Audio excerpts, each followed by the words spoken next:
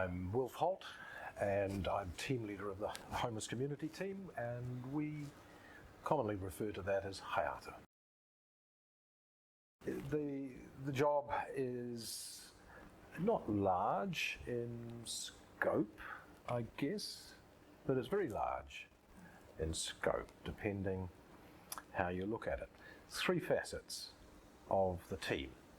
There's the dining room side of things, the kitchen, and clearly there are staff that respectively manage both of those. But that's an area of overview. And the third element is our Street Guardian project, where we take 12 people a day, twice a week, out to various community groups. It's a joint project, Heart of the City, Auckland City Mission, MSD, and we pay people an $80 koha. They receive an $80 koha for that work, and again, I have staff that manage that. So that's the general overall scope of the job, and all the back house stuff that goes on with that, with the pay and the HR and all of that sort of stuff. Rosters.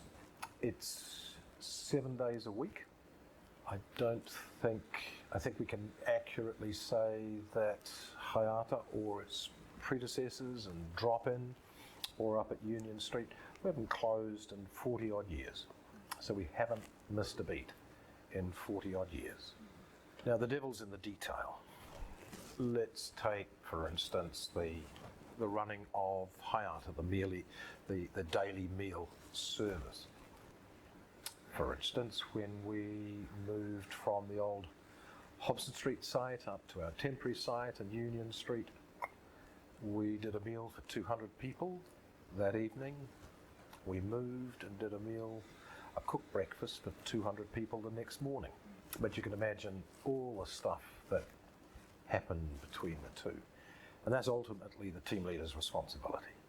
And so, of course, the same thing happened when we moved back down again. And the team have done a lot of that. And it's the team, and I guess I need to emphasize that. Sure, I'm the team leader, but there's a very tight-knit team that puts all of that together. So my responsibility really underneath that is the, which we say, the lubricant in some way that keeps that team ticking over. And that's part of the devil in the detail. I guess one of the bigger challenges in terms of the position is that those things that you're responsible for, many of them are in the public view.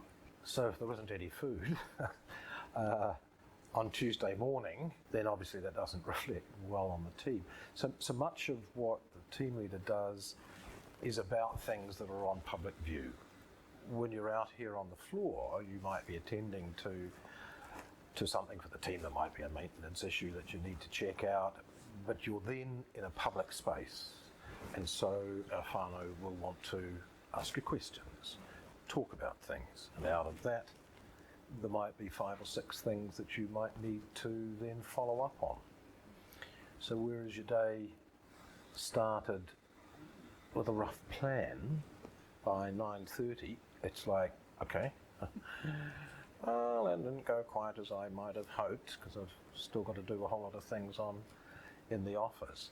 But it's that being available to public, to our whānau that come in to the dining room or to activities, or just happen to be waiting to the doctor over there, and they'll see you and they'll want to have a conversation.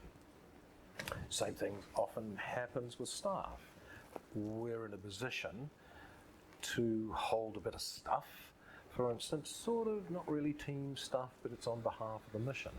But it is a challenge, because you can't slink off to an office. My office is a fairly public one as far as staff are concerned, and even with clients. Clients can sort of see you in the office if they peer around the corner. So you're constantly available. So out of that comes the need to hold a lot of information in terms of the resources that are available from this site. So that's human resources, physical resources, even emotional resources for that. But who's best to be with this person who's struggling at the moment? Do need to be able to have that capacity to be in a bit of a fishbowl. Here we are doing this interview, and there have been a couple of dozen people passed down the walkway, all wanting to say hi. And if you snub them, for some, that's problematic. It's like, doesn't Wilf like me anymore, or whatever. And so you're going to have to deal with that at some stage. That's part of the price, I guess, of being in that fishbowl. People, yep, no day is quite the same, but the opportunities for different things to happen every day, sometimes all bloody day. The opportunity for different experiences, meeting different people, and to be able to make a difference, even if it's just a little difference. If you enjoy working with people, alongside people, or even just fleetingly with people, if you enjoy that, then you're going to be in heaven. If you don't, then stick with programming computers, because you're going to have to. You're going to have to be available to people. That ability to be able to elicit information and to be able to do that reasonably quickly on the hoof becomes second nature. But that ability to be able to connect some dots that aren't immediately apparent. So if you're a bit intuitive, gonna help. It's the utter delight and pride in having played a little role in the development of this site, which is now a magnificent, world-leading, unique construction. Construction includes people, not just the bricks and mortar, but that's hugely important too. So to have been part of that, and my successor will be part of how it develops. And one of the big challenges now is that I've always sort of thought it would take us 2 years to get to grips with this new building. And we've done almost the first year. And only now, I think, are some starting to realise, wow, we really do have wonderful opportunity here and a challenge to be able to make this building really, really work. And so whoever is my successor will have that wonderful opportunity to put a little of themselves, shall we say, into how we use this space.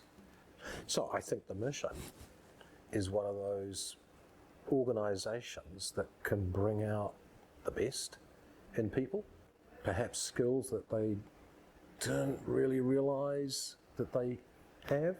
The mission offers any and everybody the greatest opportunity they could have to have an excellent working life.